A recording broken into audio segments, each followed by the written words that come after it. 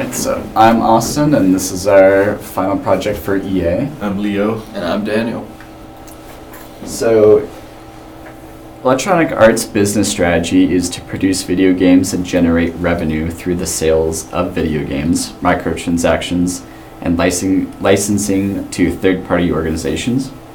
One factor that has made EA very successful is their ability to secure exclusive rights to different types of games. EA has exclusivity rights to almost all sports games, such as the NFL, NHL, FIFA, and UFC. From the FIFA 2019 game alone, EA has made 28% of their revenue from their microtransaction features. They also have exclusive rights to the Star Wars franchise, which has been a major revenue source for EA. One key risk associated with EA's business strategy is with the popularity of gaming skyrocketing. Companies that they get exclusive rights from want significantly more money from EA for the rights.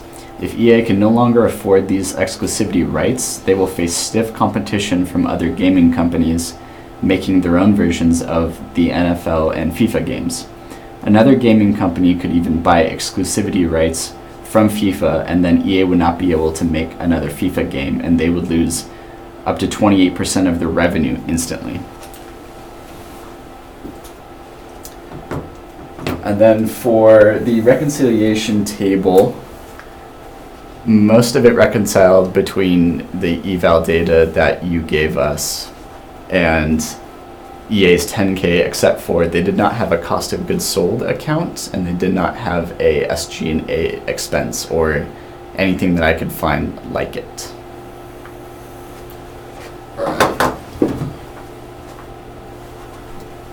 Moving on to question 4. This is where we identified and evaluated some of their key accounting policies.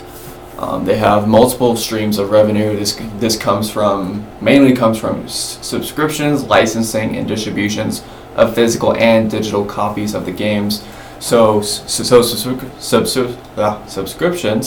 comes from the actual online game itself. It can also come from the platform that the game is being sold to. Licensing, the same thing, where they can license their game throughout different selling platforms such as Origin and such as like the Steam store and then also distribution of physical and digital copies of the games.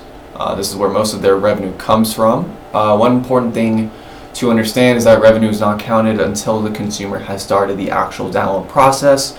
This has been a big thing recently when a lot of games nowadays can be pre-ordered, which means even before the game comes out, you can buy the game at full price, and then if you want to buy like DLCs, you can also do that.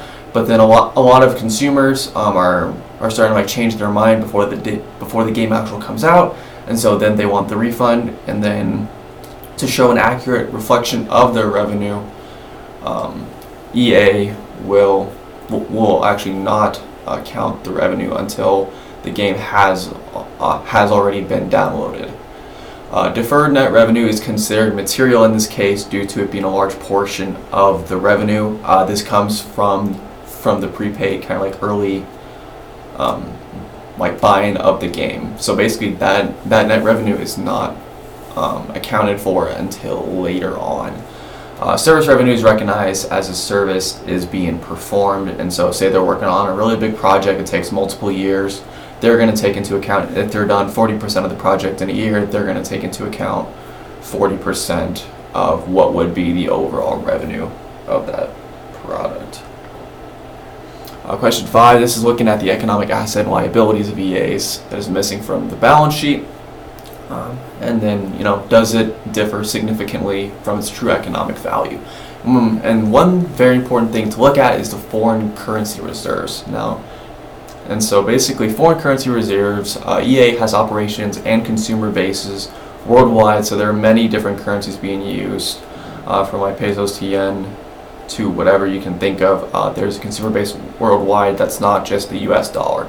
And so exchange rates between currencies are changing consistently, and the reserves can change greatly if a drastic change in the value of a currency occurs. Let's say that the yen loses almost all of its value, and and there's a lot of the consumer base in China decides to buy, a certain game. It may not mean a whole lot to the value of the dollar. Therefore, even though a lot of games were bought, the actual revenue number won't account for the actual success of what happened.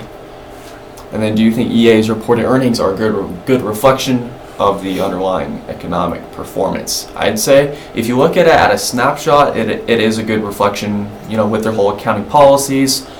With their deferred net revenue, they're not accounting revenue until the game's actually started to download. I feel like it's a good reflection. But if we're looking towards the future, I would say that EA is kind of boosting their own numbers, so they could be underperforming. They don't really value the foreign currency reserves as much. They value always to the US dollar, not necessarily looking at what other currency markets are doing. And then they have a very aggressive revenue focus that are driving consumers away. They're all, it says it in their 10K, they're all about trying to gain as much revenue as possible. And then to some extent, that's also driving consumers away from them. All right. So for the ratio and cash flow analysis, we used eval to eval, so we got all these numbers from. And the first thing we calculated or looked at was EA's return on common shareholders' equity, which came out to be 0.205. That means that EA has a ROE ratio of 20.05%, which is pretty good and indicates that EA is doing a good job in using its assets to create profits. So the next thing we got from eval was the return on net operating assets, leverage and spread ratios, using the advanced DuPont model. And EA's RNOA was 0.178, its leverage was 0.2, and its spread ratio was 0.135. And we calculated those same ratios for Activision Blizzard, which is the company we are comparing EA to. And for Activision Blizzard, its RNOA was 0.133, its leverage ratio was 0.339, and its spread was 0.122. So just to kind of explain these numbers a little bit further, the return on net operating assets ratio measures how good of a job a company does in generating revenue from its assets. And going back to this, we see that up here, we see that EA's RNOA is higher than Activision's, which means that they are doing a better job in generating revenue from its assets, and it seems like EA is operating more efficiently. However, some of that is also due to cost-cutting practices that EA does, like, for example, they fire video game developers after a new video game is launched to cut costs, and that's probably part of the reason why this ratio is higher. The leverage ratio measures how much of a company's capital comes from debt, and again, going back to these numbers, we see that Activision's leverage ratio is much higher than EA's, which means they are using more debt to finance their operating activities, whereas it seems like EA has more cash available to finance their operating activities. And debt financing almost always involves fixed payments to a creditor or creditors, and that puts a firm at higher risk of losing control or giving up control of the firm. So we conclude that Activision in this case is more likely to give up control of their firm. And lastly, the spread ratio measures the difference between the return on net operating assets and net borrowing costs. And again, going back, those numbers are not too different, they're pretty similar, but we can see that Activision's spread ratio is a little lower than EA's, and that is probably, or that is because EA's RNOA exceeds its net borrowing costs by a larger amount than Activision's, and essentially that means that EA's common equity holders get a more proportionate share of net operating income. Next thing we calculated or got from eval was the net profit margin and net operating asset turnover, and we can see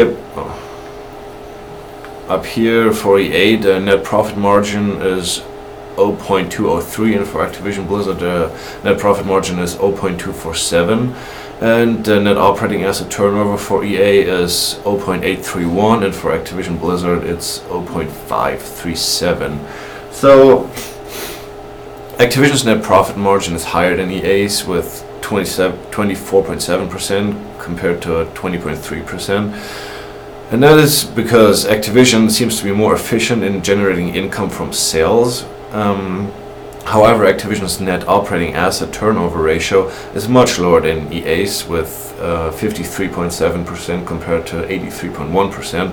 And that is most likely because EA is just being much more efficient in generating revenue from its assets, so it's operating more efficiently.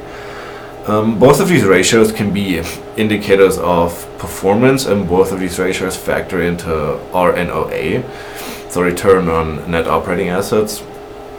So an increase in either of those ratios will increase RNOA, and although Activision's net profit margin is higher than EA's, EA's operating asset turnover, right here, is much higher than Activision's.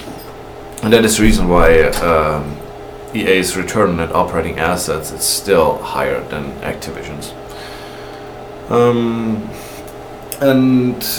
Next thing we got from eval was free cash flow to common equity and free cash flow to investors.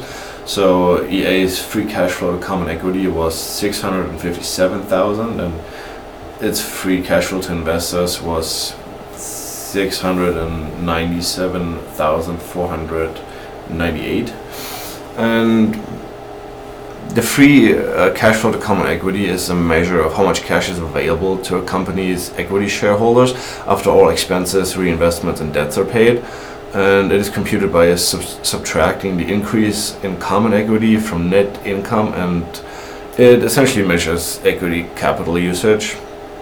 And the free cash flow to investors, that represents how much cash a company generates after cash outflows to support operations and to maintain assets. And that one is computed by subtracting the increase in net operating assets from net operating income, and it essentially represents the cash that is available to all investors in a company. All right, so moving on to our final question, looking at the cash flows from its operating activities, it says to identify the main ways in which EA deployed these cash flows. And so if we looked at both financing and investing activities, the biggest deployment of cash flows from investing is the cash from investing. And so if you look at that, that's kind of like short-term investing, investing in stocks, investing in different resources that can quickly generate you cash in a very quick time period. And so they used approximately $144 million of cash into investing. And then if we look at financing activities, with repurchasing and retiring stock, they surprisingly bought back approximately 5% of their stock, around $657 million worth of stock. This could indicate that maybe they're taking a little bit more cautious of approach if they expect, for instance, a recession or something is coming. We have a booming economy right now, and they're expecting, hey, it might drop off here in the next year or two. They want to play it a little bit more safe, and so they're going to rebuy it now before all their stocks kind of tank. And that's EA.